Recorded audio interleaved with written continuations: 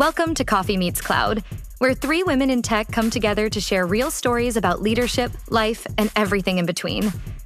Join our hosts, Karami McCollum. Oh, I love the voice note feature, y'all. Cassandra Parker. I'm hanging in there like a hair in a biscuit. And Rachel Rogers. We have the power to change it. Your go-to source for candid conversations and unfiltered insights. So, grab your coffee, pull up a chair, and join the chaos. Welcome back to another episode of Coffee Meets Cloud. Good morning, good afternoon, good evening. We're glad you're here. Hello. Hi. Hi. Hi. I just want all of you guys to know that we've spent the last 10 minutes chatting before we clicked record. So it's really like a the chat. Okay, now what do we chat. talk about? The chat before the chat. No, it's definitely a reminder that this meeting is being recorded. And while we would love to say that all of you know all the things about us, that is not reality. No. There is a version of us that is a very private version amongst the three of us. And so we were having friend time. There you go. Not podcast time. Bingo.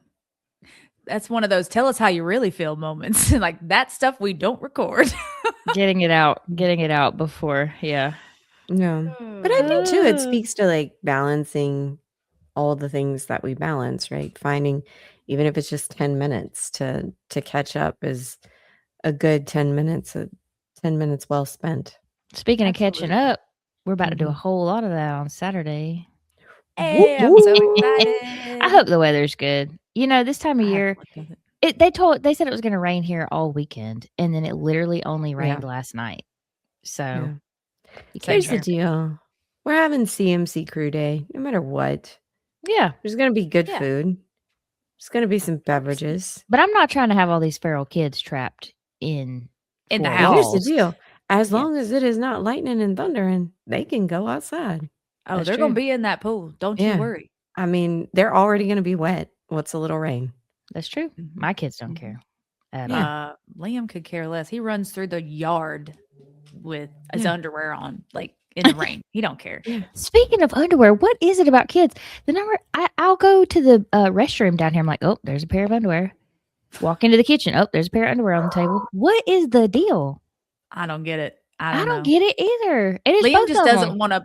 Liam just doesn't want to put clothes on. He would rather run around in his t-shirt and his underwear all day. I laid out clothes Saturday because I went with my mom and my nieces back to school shopping. Oh Lord, help me, Jesus! It was extra. 30 minutes standing in line. I was gonna say, is everybody shopping? Okay. Which I didn't plan this. My sister had asked, hey, can anybody take one of my nieces shopping because she's going to high school and she's doesn't want to wear what her mom wants her to wear, all the things. So me and my mom were like, yeah, we could take her.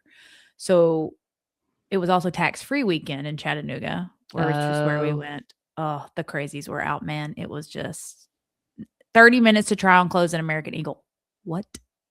I was like, you've got to be kidding me. Oh, I just had a flashback. Oh, Lord have mercy. It's awful. Some might call that PTSD. I don't know. It's PTSD, 100%. Wow. Man, I was literally Aeropostale. Yes. Hollister, all those. Hollister was the one that always got me because it's you're waiting in line to try on a piece of tissue because truly, how thin the clothes is, and you're going to overpay.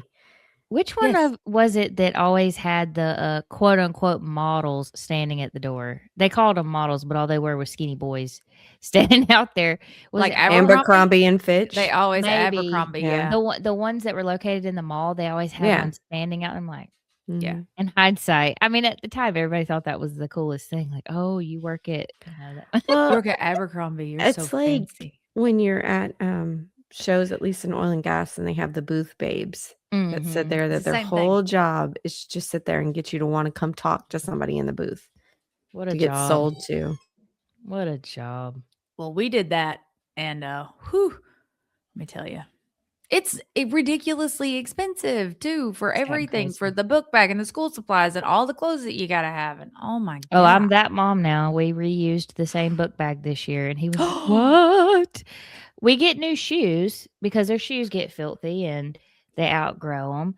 But I said, we were like, son, this book bag looks exactly the same as when we bought it last year, and nobody's going to remember what book bag you had. Literally nobody's paying that much attention. And you have a whole, like, your class is new. You may have one person in there from last year.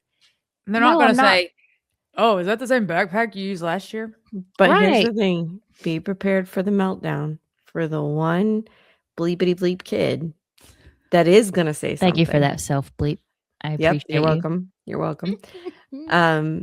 That's the one you're gonna have I to worry don't think about at 'cause this that's gonna age. He's start only in the fourth grade, meltdown. but there will definitely come an Well, age the- where they care See, more. here's the thing: Kinley is reusing her backpack. Right? Put it in the wash. It's fine. Yeah. Right? Like not a big deal. Also, when you buy nice backpacks, They Mhm. last. they Mhm. last. So I said, look, we'll do one every other year. So that's our deal is every Yeah. other year we'll get a new one. So next year when she's a junior, she'll get a new backpack. And then that'll be her last one because you don't need one in college for the most Nope. part. So I know. This is Mm. crazy. Well, I mean, Liam's So- backpack looked like trash from last year. I don't know if he drug it through the mud, scratched it on the ground. I don't know. So we had to buy a new backpack this year, but I 100% plan on not buying one next year because this one's, we went with black. Sure, it has Transformers on it. I don't care, but it's black. The last one was blue. It was light blue, and you could definitely Mm. tell like all the things. It was a bad call. The number of school years that our son wanted the light up shoes. Oh God. And Jessica hates I hate light up 'em. shoes. She hates them with a burning passion. And every time she would look at me and I would just have to, he's a child. He's a child. He's Let only him a child once. Let him have it. Yes, it's going to look gaudy. Oh, well, nobody cares, you know. That's like Liam's All the Minecraft other little ones will shoes. have it. Right. He now has Minecraft shoes, which are tame Mhm. compared to the ones that he wanted to buy that were like ridiculous, that had little characters like sticking up off the toe of the shoe. Ain't happening in my house. Sorry, kid. Not doing it. But they're black, but they're green and they're more calm though. But Mhm. I did find that there is a pair of Adidas light up shoes I saw this weekend that you Mhm. can turn the lights off. There's an off button. And I thought this was genius because if that's you want to smart. wear them somewhere where you don't, like if you're going to the movies and somebody's stomping around just lights or something, or if you want to wear them somewhere not to school. I could see Liam in church having his Yeah. own little light show. Yeah, just dancing Just around as his own stepping- little light show. Yeah, exactly. Yep. Yep. While Cassandra's singing his Holy Spirit, hallelujah. And And Liam's, Liam's just dancing, and yeah, he's got his own little disco in church. Oh, I'm telling God, you. love him. This is why we wear Crocs to Mm. church because But Hey, they if don't you ain't light up. crocking, you ain't rocking. You ain't rocking. Okay? That's right. here's Put the them in thing, four though. low and get it. The light up shoes are at least better than the wheelies, Oh yeah. right? The wheelies, you can get hurt. Yeah. And that was the big thing when Kinley was in elementary school is everybody wanted the wheelies. And I was like, I just can't. I mean, you trip over air. Like we're not getting wheelies. So She is quite klutzy, we shall say. We call her Grace for short. Grace was her Grace. nickname. we love her dearly. But wheelies were not in our cards. But at least I'm glad like those have faded out because that's yeah, we it's call definitely extra.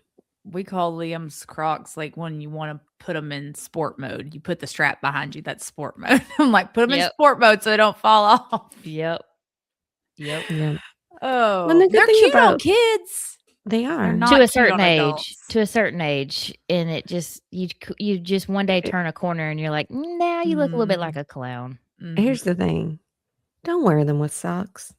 Hey. Don't wear them specifically with Right. crew socks. I mean, Like, I don't wear them in If you- public with socks, but if you want to wear them with socks, wear them with an ankle sock. I mean, I'm not saying that's good, but you wear them with some crew socks and shorts. Mm. That's a life choice. Have you seen that the new style of tennis shoe that is coming back is like the dad New Balance chunky? Oh, it's been back. Mhm, But mhm. it's like now there are colors of this like Yeah. chunky New Balance shoe. Like my niece was all about it. Two things that I have noticed: I should have kept all my Birkenstocks from whenever I was in Oh, middle yeah. school. oh yeah. Because the Bostons Mhm. are totally in, and I had like 3 pairs, and I wish I still had them because I could still wear them. I bought a pair last winter. Right? Mhm. That's what I'm saying. Like, okay, those are back. But these chunky they're all about them. These chunky New Balance shoes. I'm like, that looks like Pawpaw shoes. Why do y'all want these things? Not Pawpaw shoes. They do. They look Add like it to the list, have on Rachel. shorts Add it to the list and of some cruise phrases. socks. What, like mowing the lawn? That's what I'm saying. Get out there, mow the lawn. My uncle was can't. ahead of his For sure. time with his Right. jorts Mhm. and his knee-high white socks and his big bulky New Balance shoes. Right. If you're All you watching need's the a cut social off clip, T-shirt. it- Yeah, you just need like a cutoff T-shirt and like a can koozie with a Bud Light in it, and you're your dad from the 80s. Well, depending my on dad, your but dad, some you might dads. have been a Natty Light. I was gonna say, Depending shout on- out Bud Light. We're still looking for a sponsor. Yeah, We'll take any sponsors at this point. there you go. Alani, can you hear me? No, but here's the deal. We do have a podcast update. So our podcast hit, we celebrated 1,000 downloads earlier this year. And then we had a viral moment overseas, which was totally unexpected. Don't And really wonderful. know how it happens. Yeah. I forget where it And, was. it was Shout out to our Vietnam. Vietnam Vietnam. listeners. Yeah. Yes. And we hit over 3,000 downloads now. So Yeah, we did. we ramped up really quickly. So we're excited and hoping to keep the momentum going. But as we were informed by our podcast guest not that long ago, viral moments are very hard to predict. So Mhm. we're just putting it out there and, going with what we got.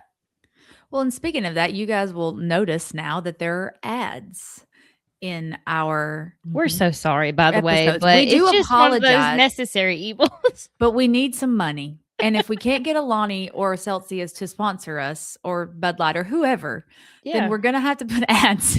We would love to just get to talk to you about our favorite beverages. Unfortunately, they haven't Right? called us back. No. Like Starbucks. Well, come on now. You We just need a viral Starbucks Starbucks? trend. Dude, you just said Starbucks and my phone literally lit up with a Starbucks ad. It is always listening. And you were in my ears. It doesn't even know. But yeah, if you don't know, podcasts cost money to do. So there you go. We're just trying to offset the costs. At least a little. I mean, you Yeah, can keep guys, costs we are not- fairly low, but Well, and There you also, go. guys, we are not making a Alani- fortune off of No. these. I think we've made a whole $3. well, Alani, speaking, we need like a $200 a month sponsorship.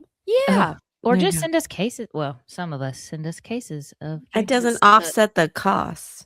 Well, for my part, I'll happily take Alani for my part of the investment. That'll offset your Yeah, it'll your offset internal what I'm costs, yeah. spending.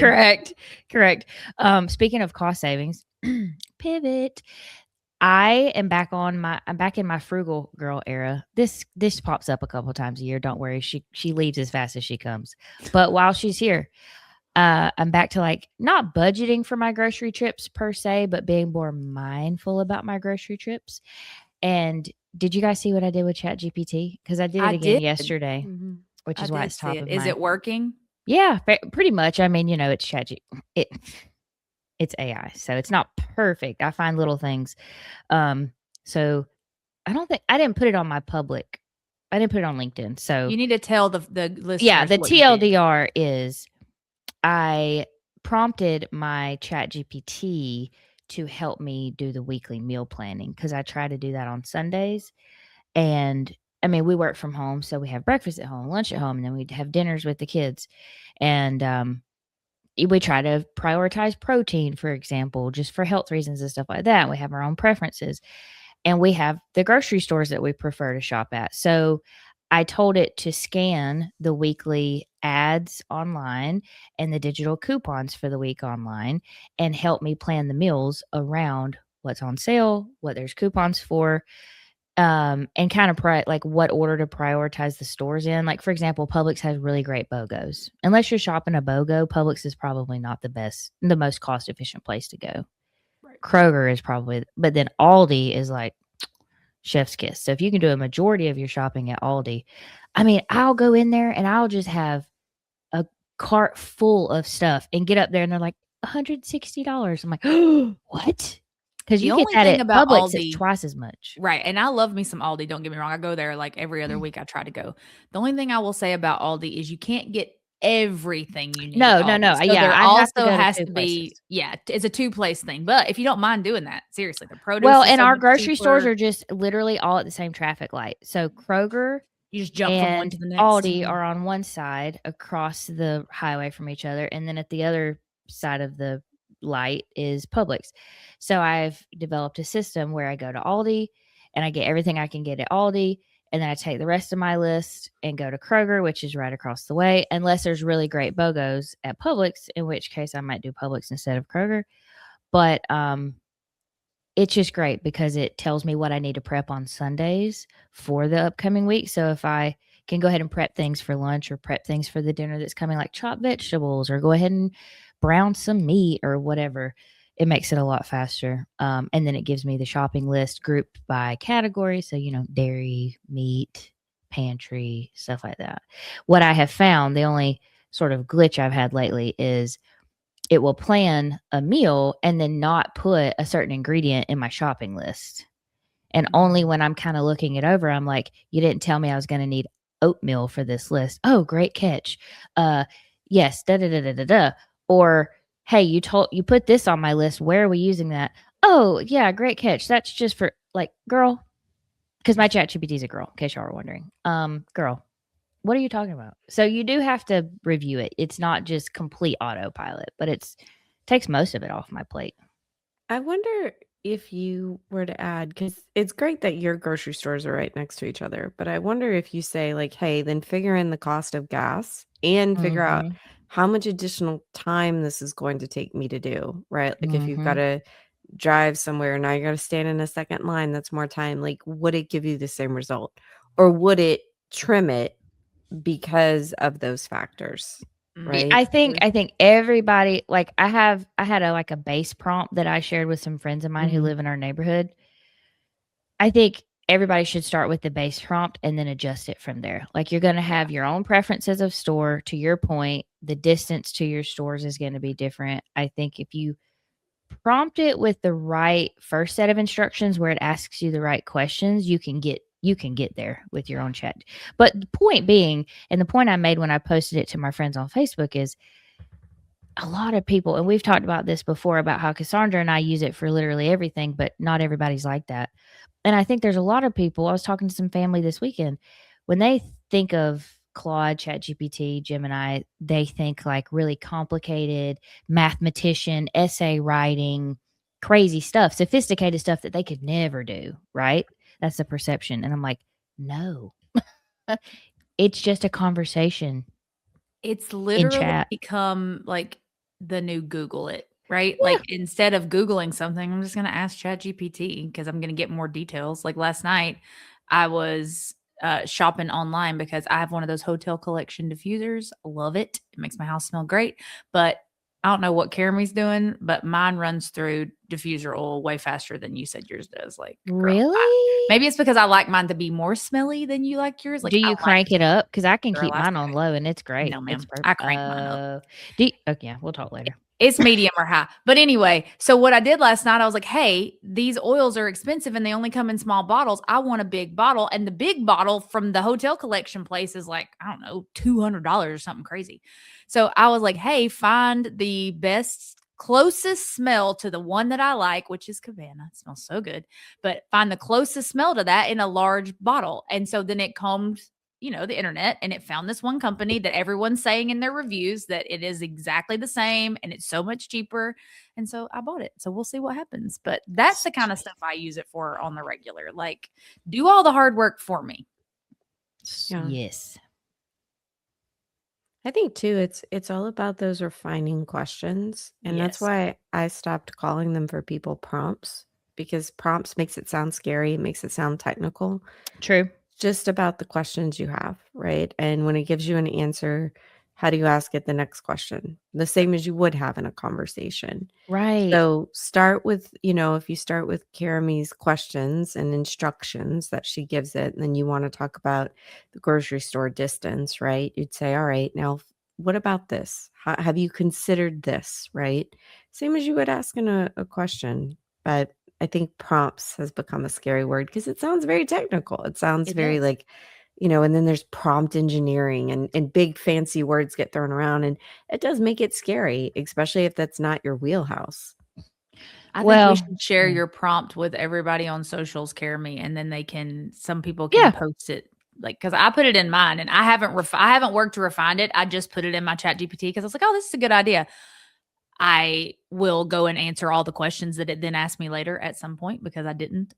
But I do think people can start, like, if you're scared to start with chat GPT, this might be a great place for you to use it in your everyday life. And we can share Caramy's conversation, we'll call it, not her prompt. There you We'll go. call it a Now, conversation. also, depending on your situation of where you're contacting us from in the world, you may have to very much refine it based off of your geographical location, because Yep. things like Publix and Kroger probably don't exist, right? Right. Even Well, and in even some other parts Caramy of had it. Europe. I think you had it where it said like insert your grocery store, insert your, your location. Like you had taken all of your particular stuff out and changed it. I tried it. Try to help me remember. I tried it for Alabama, and let's just say it failed.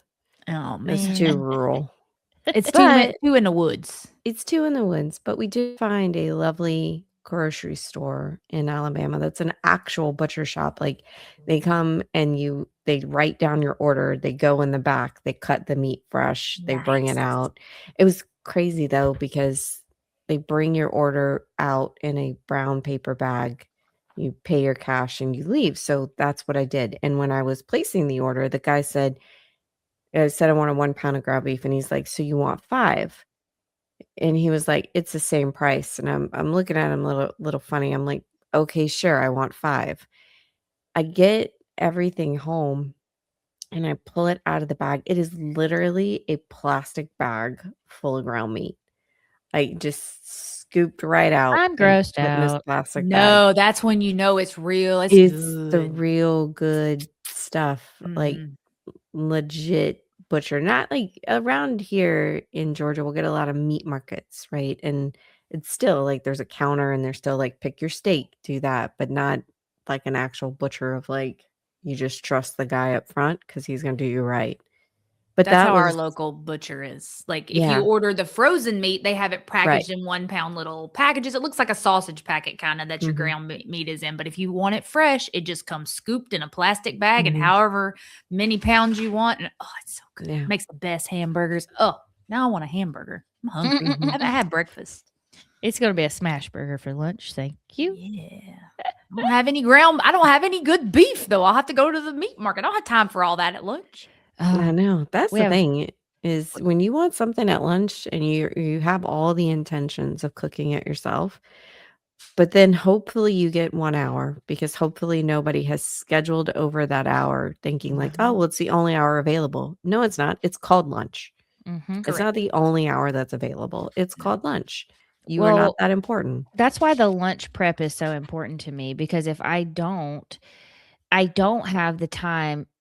But between the hours of 8 and 12, I'm busy. I don't have the time to have the forethought about what I'm going to be doing at 12.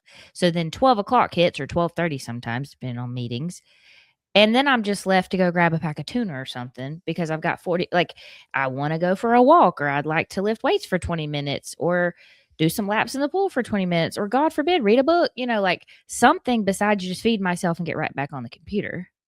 But if I haven't planned, then I'm not getting enough calories. I lost weight, and part of that was because I just straight up wasn't eating enough. I was just grazing on this crap little stuff all day because I wasn't planning anything. Just flying by the seat of my pants all the time. But that's the reality for most people. I think even when you meal plan, there's still days that happens. Oh yeah, 100%. I just think that the whole, I think back to when we were in the office. How did an hour for lunch ever actually work? Because even if you had to go somewhere to get lunch, by the time you drove there, you ate, you came back, that's not an hour. Or even if you went to a cafeteria and got lunch, it's still not an hour. It's never quick. Nope. Yep. I mean, the number of times that I would even go to our corporate cafeteria when we worked at HD Supply, like I would go down to the cafeteria and have to stand in line for 20 minutes just to get my food. Exactly. And then at the end of the day, I'm going back to my desk to eat it because I've got to get on a meeting. So it's like I didn't even get to really have a lunch break. I just stood in line, got food. Yeah. I think we've pushed too hard on the constant conversation. And I think a lot of that too only got accelerated with things like COVID, of making sure that if you weren't there, you didn't appear busy. So therefore, but we've enabled this meeting culture of everybody's got to be in everything. And I'm like, if I need to be there, I better have a speaking part. It better be because you need me to make a decision. And if you don't need me like that, it is great that you are letting me know, but just send me the notes after. Right. Well, and I know You we've don't have talked to about sit it there. before, but if there's no agenda, and I'm sorry, okay, PSA. A description is not an agenda. Correct. Simply describing the topic of the call in a sentence is not an agenda. Does not help me. For an agenda, for me, and I guess maybe this is a preference thing, I don't know what the actual best practice is. I would like to know why the group that's on the call is on the call. Sure, yes, the topic, the description. This meeting is to talk about this topic. Here's the group of us coming together, and here's the problem we're trying to solve. And here is what I expect from you. Like, I need Karami to talk about blah and Cassandra to talk about blah. Or if you know that X. much, right? If it's just going to be like an open dialogue about like, here's the problems we're trying to solve for, we don't know yet, let's just spitball. You're and here at the end of this, you we want to have next steps. This particular we want to have area, next steps by the end of the call. Fine, get it, got it. But if you need me to come and be prepared to speak about a specific thing, you've got to give me the heads up, because contrary to popular belief, just because I know most about our Salesforce instance does not mean I can recall every trigger handler right in existence at a moment's notice. Correct. If you want to talk about our automation somewhere, correct, I got to go dig it up. Yeah. Well, what's interesting too is that assumes you read the agenda. Oh, I do. We have, and that's great. It is great that you have time to be able to do that, or you make the time to do that. Not that you have the time, but for some of us, you may put an agenda, right? But if I don't have time to look at that because you've scheduled it in the free 30-minute window that was available, right? And also putting an agenda and scheduling a meeting for an hour later or 2 hours later is not giving me a heads up. Don't do days unless it's an emergency. Right. Don't do that. But if it's an emergency, then it shouldn't necessarily be a scheduled meeting anyway, because I'm going to get off of whatever I need to in order to handle the problem. Right. But there's this one group that I really like that I've joined a leadership book club. And what I really like about it is every 2 weeks we cover 2 chapters, but they send you 2 weeks in advance. These are the questions we hope to answer in this next meeting.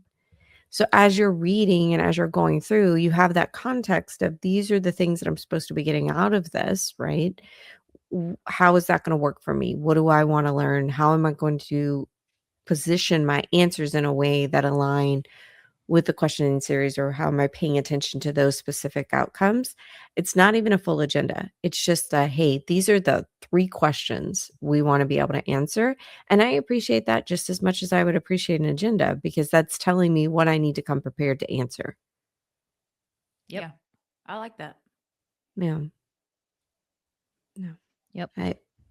I don't blank meetings just horrible. And also, who then remembers what you're there for? Like, right. That is also a thing. That. There's been a lot of times where I've been very close to just declining it, and even go so far as to not even say why I declined it, because I'm like, at what point is it no longer? I don't have to justify the fact that I don't know why you want me here, and that doesn't make any sense to me why you would even invite me. So I'm just going to say no. Yeah. If it is someone that I don't hear from or meet with often, I usually feel inclined to go ahead and accept it. But if it's a series, oh, you can bet you're behind. If there's no agenda or anything in that thing, decline. Here's the thing. If it's a series, you better have a very good reason for being a series. Yeah. I keep my because thoughts to myself. well, you right now. just there's so many conversations that need to happen. And like one thing too is like making sure on your calendar you have that time that could be used for an emergency. So I have a 45-minute window every day at this set time that only gets used if it's an emergency. Otherwise, it's for work. It's for getting things done. Imagine that. But when you start accepting meeting series, all of a sudden you don't have any of that time because now you're in this scheduled routine of who knows what people talk about. And then you need all of the in between meetings to actually make those meetings productive. And so your calendar just gets I completely out of will whack. say, and I'm not suggesting that you're wrong. I agree with you completely. But I do think there is nuance depending on the role you are in an organization. Oh, 100%. Sure. I think an executive leader has a certain amount of leeway to set their schedule that way and do that. I think middle management and even director level sometimes has to be more in the weeds and reactive to the needs going on in the operations, where that flexibility isn't really, you know what I mean? Like if I'm meeting with other leaders, I can expect them to time box in a way where they can function that way. But if you're managing individual contributors and delivery and quality issues and but like whatever those things are, how do you do that truly? You can to some degree, but not. I don't think in the way you're describing. I think Makes it's all sense. about your mindset. Agree Like, to disagree. Yes no, and no. but I think it's about how much control do you want?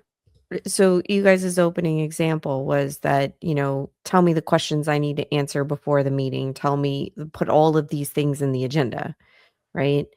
Same concept of if all of those things have to be in the agenda, then I don't schedule a meeting with you if I don't have those things available yet because I don't have the full agenda yet. If you're working in a team, I think teams have certain ceremonies that they do, like delivery ceremonies and those sorts of things. Absolutely, those things are necessary, right? That's a schedule that shouldn't be disrupted. It's like a class schedule.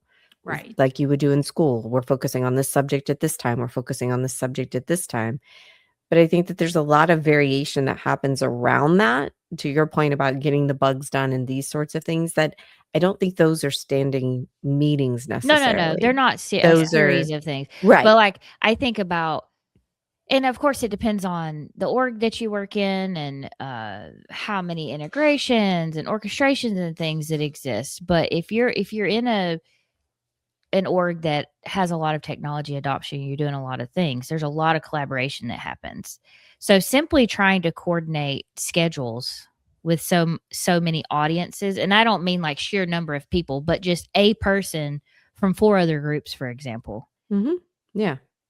You have to be flexible. Like I would love to just be able to time box my day and be like, okay, if you have an ad hoc meeting that I need to attend to represent our platform, it's got to fall between these 2 hours, for example, because I've Oh, scheduled. no. Okay. Yeah, you and I are saying the same thing. I meant series, right? So Oh, series yeah. are a completely different animal. But that 45 minutes is truly meant for emergencies and for like getting back to people. It's not meant that you can only schedule those 45 minutes.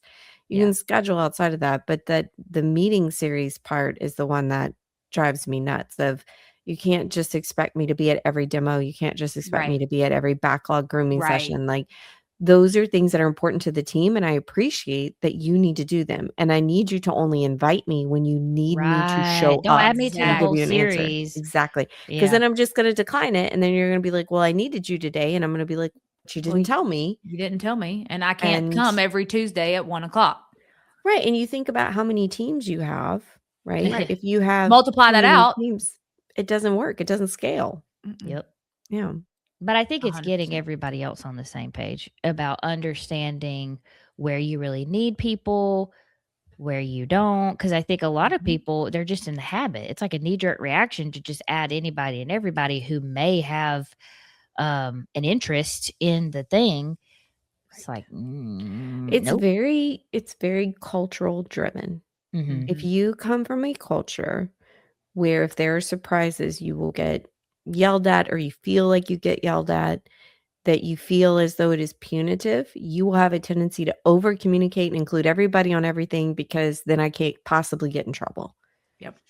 Or if you've got teams, certain teams that act that way, right? Like the API team or an analytics team or any sort of a team that's not your own team, that for whatever reason, if they feel blindsided by anything, they have a tendency to overreact.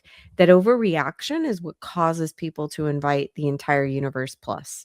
Well, I think it also stems from if you have departments who don't, or just, I guess even individuals who don't understand what roles are for what. Like, what are the responsibilities of each department? What are the responsibilities of each role in that department? Like, to understand who your audience really is and who Who do your you players need for really that are. meeting?